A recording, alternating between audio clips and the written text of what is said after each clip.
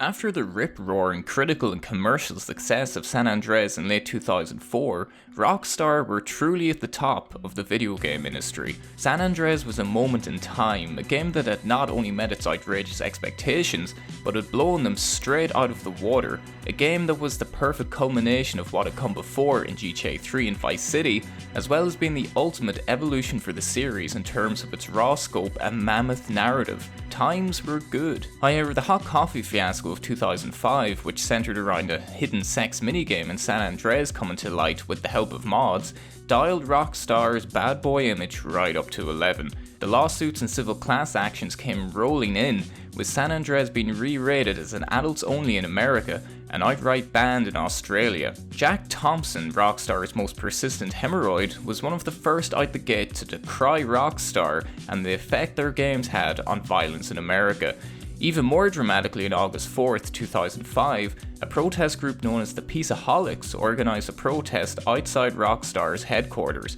Tensions were high and the video game industry was under the political and social spotlight. You'd have forgiven Rockstar Games for playing it safe and focusing solely on sexless GTA games going forward, or perhaps even resting on their laurels a little bit.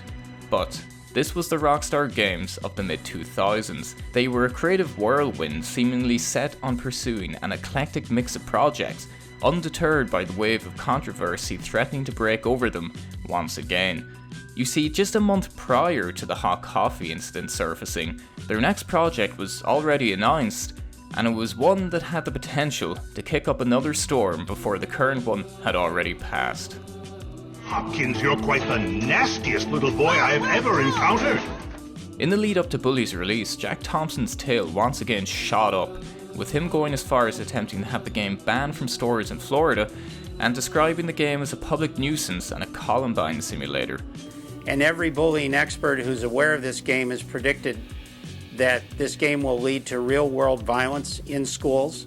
The American Psychological Association in August of 2005 issued a blockbuster report which says that there's a direct causal link between interactive gameplay of violent games and real-world increased aggression and violence in adolescents and teenagers. Thompson believed Rockstar's trailers and previews of Bully were an example of sanitation and propaganda, merely smokescreens covering up the debauchery and devilment of the real game. On account of these fears, Thompson started a petition requesting an advance copy of the game so an independent party could play it and determine whether or not it was indeed a nuisance deserving of being banned. Long story short, it wasn't. However, between Thompson acting the twat, fear-mongering about Jimmy being able to kiss boys causing instant child gayness, an enforced name change to Canis Canem Edit or Dog Eat Dog in PAL territories, Bully is easily one of the most attacked and lamented games in video game history, and many seemed determined to make sure it never saw the light of day. Also, bear in mind the development team were still hard at work finishing the game while this ridiculous shitstorm raged outside the studio doors. In the fantastic book, The Minds Behind the Games, Mike Scupa, one of Bully's design directors, described how the endless criticism fed into the development process.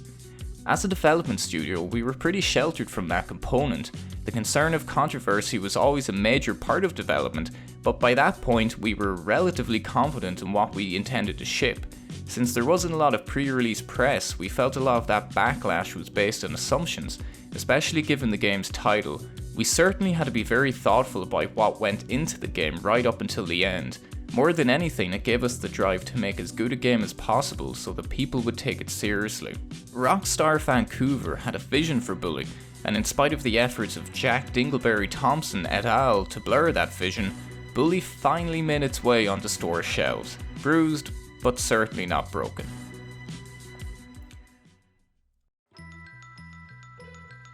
Bully, or Canis Canem Edit in Europe, was released on the 17th of October 2006 for PlayStation 2, with a remastered version of the game, titled Scholarship Edition, being released on the 4th of March 2008 for Xbox 360 and the Wii. A PC version of the game would be released later, on the 21st of October 2008. The preemptive media backlash that threatened the game's very existence in the lead up to its release did very little to stem the tide of critical acclaim once the game finally hit the store shelves, with special praise being reserved for the game's narrative and stellar soundtrack. The original version of Bully would go on to sell well over 1.5 million copies and become one of Rockstar's most beloved titles. But all the way back in 2006, I didn't really know what to expect from Bully as the starry-eyed, spotty-faced 15-year-old version of me. You see, in those days my primary source for information video game related came in the form of the scarce number of gaming magazines that were sold at my local small newsagent in the west of Ireland. So I didn't know much about the game bar the basics. It was a Rockstar game set in a school, and screenshots and previews painted the picture of a pupil with a little bit of devilment wreaking havoc across a rather posh looking canvas. And to be honest, that's all I really needed to know back then. The generation defining triumvirate of Grand Theft Auto games, Manhunt and The Warriors ensued that I'll buy anything with Rockstar's logo on it. Rockstar had earned my trust, and what little money I earned from mowing lawns during the summer. Moreover, I was completely ignorant to the controversy surrounding the game due to me having no access to the internet. The west of Ireland was an unforgiving place back then. Whenever I finally got my hands on the game, I was completely enamoured by the setting, the characters, and playing an open world game not completely centred around gritty crime. Moreover, Jimmy Hopkins was not the vessel for school shootings or acts of ultra-violence that the media and detractors such as Jack Thompson were raving about. If anything, Bully served up a large anti-bullying sentiment and had Jimmy bring people together in order to take on a real bully. The media had once again made it their goal to chastise and criticise something that they knew nothing about, and if anything, were actively unwilling to learn anything about. Fast forward to 2020, and to revisit Bully as a near 30-year-old man is a much more emotive and rewarding experience than I ever considered it was going to be. I absolutely adored the game upon its release and played the shit out of it, but strangely, unlike many other Rockstar games of the era, it was one that I didn't revisit upon completion. I finished the story once, tidied up a few side missions, and never returned. Looking back, I've no idea why. Back then I would routinely replay all my games in search of that tasty 100% completion stat. Maybe it was the looming shadow of the PS3 and the next-gen greatness it promised. Maybe it was a time when school, summer jobs, and my life started to close those wonderful windows of endless time only youth allows. Maybe it was released during a time when video games were starting to take a backseat to my newfound love of hopelessly falling in love with every single girl I met, and underage drinking with friends by an old railway line. Look, I don't know, the reasoning behind any of my decisions, never mind the ones I made at 15 years old, are as foreign to me as they are to you, but because I consumed it and left it by the wayside, it was sort of left in its time. A portal to my 15-year-old self that was laying dormant until I made this video. It was when I finally replayed the game that I realised that Bully is a wonderful amalgamation of every single Rockstar game of the PS2 era. Its charm, character and atmosphere is intoxicating, and while Bully pales in terms of scope to Rockstar's earlier games and the behemoths that followed it, after replaying it I might just have to make an argument for Bully being the most complete and charismatic game Rockstar have ever released. It's not an argument I ever thought I'd be making, but here I am, ready to make its case. So, about 2 months ago I met a retired teacher on the train back from Dublin to the west coast of Ireland. We got talking and he hit me with a phrase that has resonated with me quite deeply in the time since we shared that train journey together. He said, "Contrast breeds creativity." It almost seems outrageous to apply this particular phrase and the thought process it evokes in me to a video game, but whenever I booted up Bully in preparation to write this Gotakispective, I had those words marinating in my mind, and it fundamentally drove me to view the game in a new light. You see, for me, the conflicting tones of Bully are what makes it so remarkable. Its setting and gameplay mechanics provide the contrasting foundation on which creativity could flourish. The developers had to somehow blend the open world gameplay people expected from a Rockstar game with the restrictive nature of Bulworth Academy's setting and the narrative they'd set out to tell. After all, school signifies the time of our lives when we have the least freedom. We're reliant on our parents or guardians, obligated to go to school, don't have our own money, have bedtimes and can't play the lottery. By virtue of Jimmy Hopkins being the protagonist, you seemingly remove a lot of gameplay possibilities. I mean, how could the developers navigate the lack of vehicles on account of Jimmy being too young to drive? How could Jimmy face repercussions for his crimes and misdemeanors in lieu of prison time or fines? What can be done to avoid Jimmy roaming the streets at 4 AM? How can you implement the strict school schedule without impeding the freedom of Rockstar's open world model? It sounds like a nightmare, but Rockstar Vancouver somehow managed to take the Rockstar open world formula and mutate it into something perfectly complementing the tale of Jimmy Hopkins. They deserve a lot of praise for managing to make Bully an engaging, joyous experience in spite of its narrative-driven restrictions. It manages to capture the essence of being in school without ever making you feel like you're trapped there, on top of providing the player with many fun side activities. At the start of each day in Bully, Jimmy wakes up in his dorm and you have 2 classes to attend, one during the day and the other in the afternoon. These classes take the form of numerous minigames, some great like the English classes, and some lazy and uninspired like the chemistry classes. While the quality of the classroom exercises varies wildly, and you can ignore them if you want, it's definitely worth your time attending, as you'll unlock a multitude of upgrades for completing each subject's 5 lessons.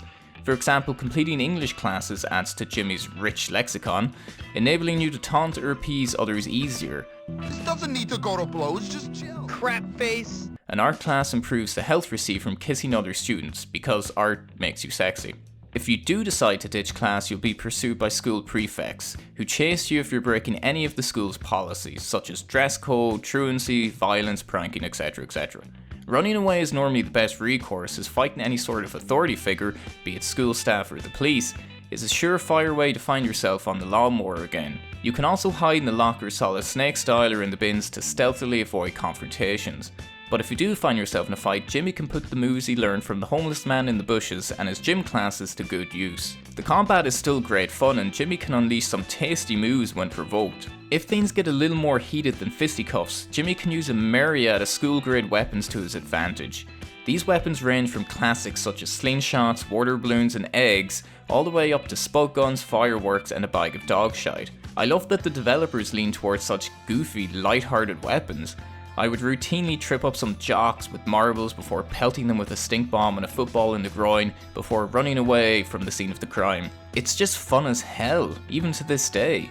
In terms of mechanics, I would broadly say the Bullies got the third-person free-roaming foundation and mission structure of the Grand Theft Auto games, the stealth sensibility of Manhunt, and the arcadey combat of the Warriors. Bully contrasts the Grand Theft Auto series by creating a world in which violence and giving wedgies is a choice, and it has tangible consequences.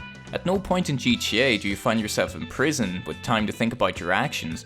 You pay a fine, you lose your weapons, and you're placed right back on the streets, ready to cause chaos once again. However, if you push the boat too far out in Bully, you'll find yourself in the arduous task of detention, where you're faced with atoning for your actions, one blade of grass at a time. The funny thing is, the looming threat of schoolboy punishments only serves to heighten the tension when I commit a crime or misdemeanor. The multitude of crimes and destruction possible in Grand Theft Auto are perpetrated by grown men, all of whom are firmly established as being criminals or trying to escape a previous life. The way GTA is framed creates a feeling of violence not being a matter of choice, but of instinct. In Bully, being a cheeky bastard genuinely feels mischievous and exhilarating in a way Grand Theft Auto doesn't. Breaking the rules as a child just feels scarier than breaking the law as a criminal. However, with all that said, it's not as if you're solely confined to the school grounds, which was perhaps the greatest shock for me upon playing Bully for the first time. I legitimately had no idea there would be a whole town for me to explore. Stupid magazines. Replaying the game just made me realise how much there is to see and do once the famous front gates of Bulworth Academy open at the end of Chapter 1. You see, what Bully sacrificed in terms of the sheer size associated with the Grand Theft Auto games was replaced with density and detail. On account of that, there's something intimate about the game that makes you feel like there's truly something to see at every corner. You can hop on your trusty skateboard to get around in what must be the last remnants of the glory days of the Tony Hawk series in the 2000s, and later on you can get a moped for some faster travel. But you never gain access to a car, which in a way forces you to engage with the world at a slower pace, because you're never just flying through areas in a souped up sports car. And unlike GTA, Bulworth Academy and its surrounding areas weren't a sprawling metropolis filled up by nameless, faceless pedestrians. The campus and town was packed with fleshed out, unique characters, and they came together to make Bulworth feel lived in. The characters that inhabit the world have distinct personalities and names, so every punch or interaction feels genuinely personal. On top of that, I felt like I could really interact and engage with the world and its characters. Jimmy can greet people or harass them, he can develop relationships, he can buy clothes, compete in a bike race, boxing tournament, go-karting, deliver papers, he can get tattoos, he can go to the fun fair, ride a roller coaster, get a haircut, or hair extensions, build a bad reputation with the principal, spray graffiti, and even mow lawns in the manner that earned me the money to buy the game in the first place. I mean, Jesus, this game puts a lot of games released this year to shame. It makes the world feel like yours, but one that continues without your input. It was somewhat of a shock, really. I feel like I've been conditioned to accept bigger is better, but when you play a game like Bully, it makes you realise that so many modern open world maps have absolutely no personality and are horribly interchangeable. Size and graphics that impress, sure, but maps that leave you with ultimately nothing else to see, and no real reason to explore outside of the markers on your map. Now that isn't to say Bully is some peerless piece of gaming perfection. It has its rather glaring issues in terms of its sometimes wonky camera and its aiming system, which can spaz out and cause you to hit the wrong person and fail a mission. But damn it, I just didn't care once I remembered I could start a food fight in the cafeteria, slide down the school banisters like a badass, and set the fire alarm off. I think Mike Scupa actually summarises the gameplay of Bully best. He said, "My favourite part of the gameplay was the freedom of being a mischievous kid in an environment filled with unique living characters. You could run, hide, chat, or get into a tussle on or off mission with varied outcomes and repercussions. At the time, all that variety was quite ambitious in an open world setting. The team really banded together to make it all happen." So, to sum it up, what he said.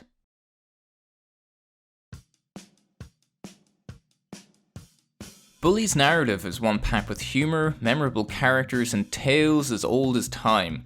Regardless of what vocal detractors may have said about Bully in the lead up to its release, it actually had a lot of heart and was earnest in its portrayal of how shitty school can be, and how shitty teenagers and people can be, without being too heavy-handed or serious about it. Bully's story didn't revolve around being the demonic child that tormented the school and its students. It was about being the new kid everyone disliked, only for you to eventually make friends with diverse groups of people and bring them all together. Well, everyone bar Gary Smith, the biggest prick outside of Eric Sparrow to ever appear in a video game. While Jimmy was definitely rough around the edges, replaying Bully made me realise that the real bullies of the piece are the adults you encounter. The jaded teachers, the inconsiderate parents, and the dodgy fuckers lurking around town. Although in saying that, I feel like I was the perfect age to play Bully upon its initial release.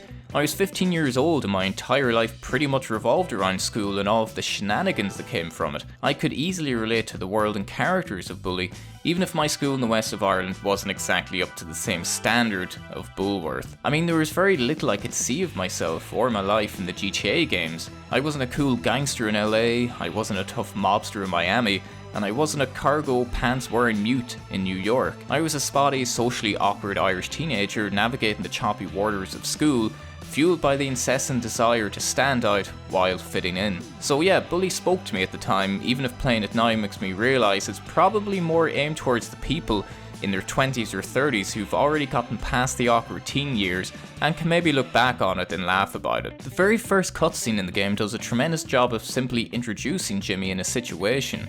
He clearly has no say in his own life and has been acting out in other schools, leading his mum and new stepdad to dump him abruptly in Bulworth. Jimmy stands alone as he watches them leave, and as anyone who's been through the hassle of moving school knows, it's feckin' shite having to figure out an entirely new ecosystem out. Even at this early stage of the game, it's clear that Jimmy, while troubled, has a sensitive side, and is a lot smarter than his grades might suggest. This is a starting point for Bully's story, which is 5 chapters split between the various seasons of the year, with chapter 6 acting as an endless summer for you to mess around in or clean up any remaining collectibles. I absolutely loved how the seasons played into the game's story.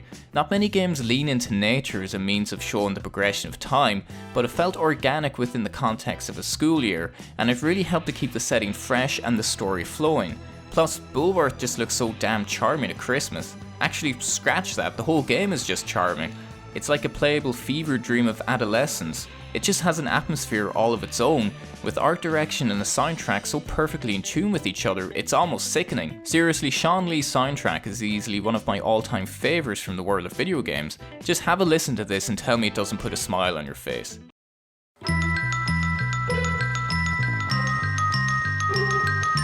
Anyway, I feel like if you're watching this video, you've probably already played Bullies, so a full summary of the game's narrative might be a tad redundant.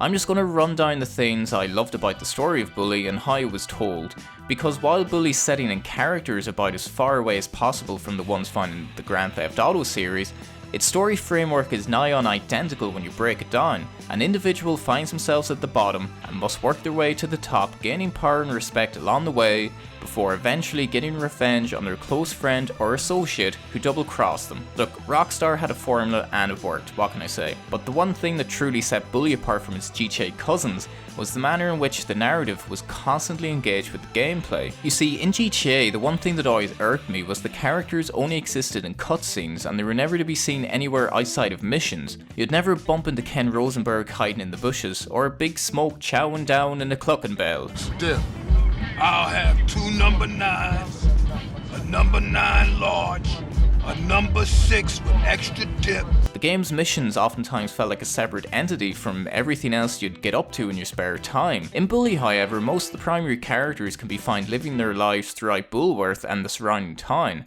It all feels like one interconnected experience, narrative and Jimmy's free time constantly bleeding together. For me, this aspect of Bully really helped sell Bulworth and its inhabitants as real people, not just individuals that cease to exist outside of designated missions. The story is still predominantly told in the classic Rockstar mission marker fashion, but there's far more environmental storytelling at play here, and it just makes the world feel complete and alive. And when you do begin a mission, virtually every single cutscene is dripping with character and snappy dialogue.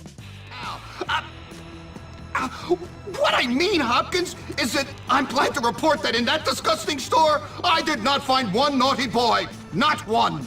Well, that's good, sir, because filth like that can really rot a young man's mind. Exactly! While the plot follows some predictable beats, the way the characters and their voice actors bounce off each other is fantastic. For me, this is a story built on the strength of its characters, not its overall plot. That isn't to say that the plot is bad or anything, but it's definitely how the characters interact with what's going on that makes the game special. Bully's story is focused on groups of cliché cliques that you must take on one by one and defeat them until you reach Gary.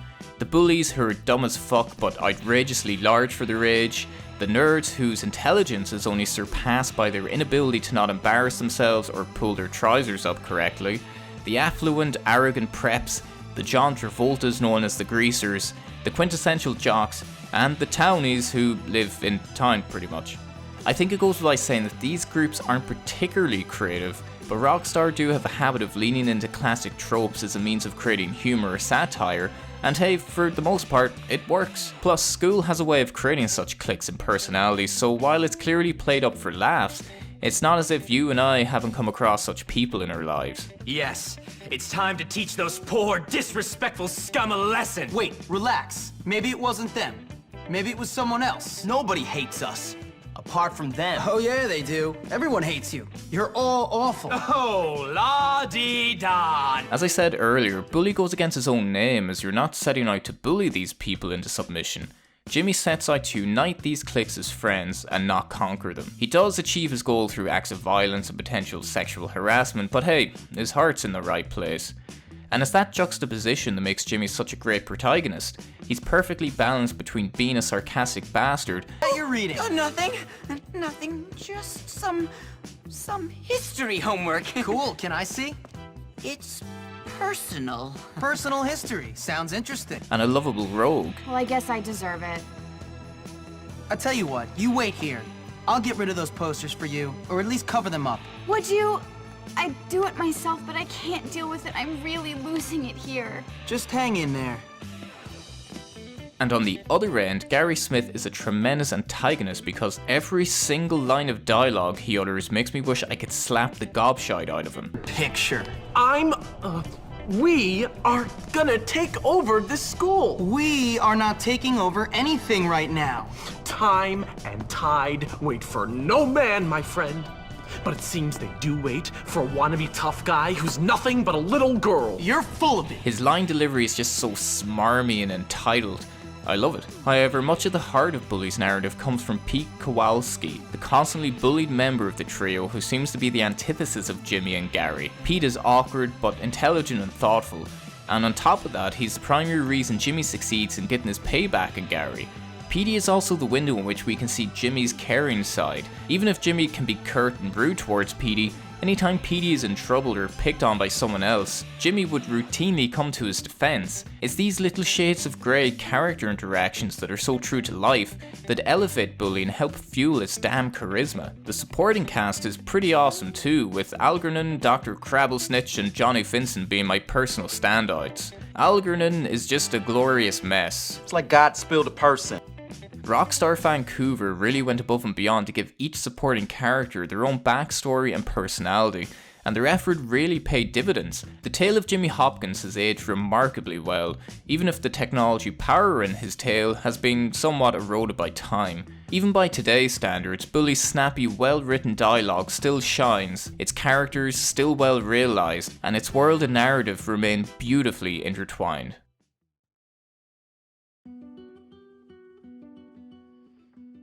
Whenever I reflect on Rockstar's impressive catalogue of games, I can't help but linger on Bully. In a time when Grand Theft Auto and Red Dead Redemption seems to make up all of Rockstar's releases, Bully feels like a franchise that never was. For a game that was developed by one of the largest video game companies in the world, garnered glowing reviews and sold a very respectable 1.5 million copies, Bully has somewhat developed the aura of a cult game in the years since its release. Fans have been clamouring for even a breath of an official sequel, with solid words being considered too optimistic a prospect. Rumblings of a sequel being in the works have persisted for years, with many contradictory reports.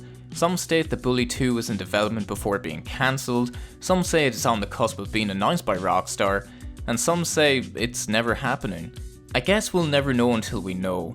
But in the meantime, all we have is one solitary entry in the series, and one that I hold very close to my heart after replaying.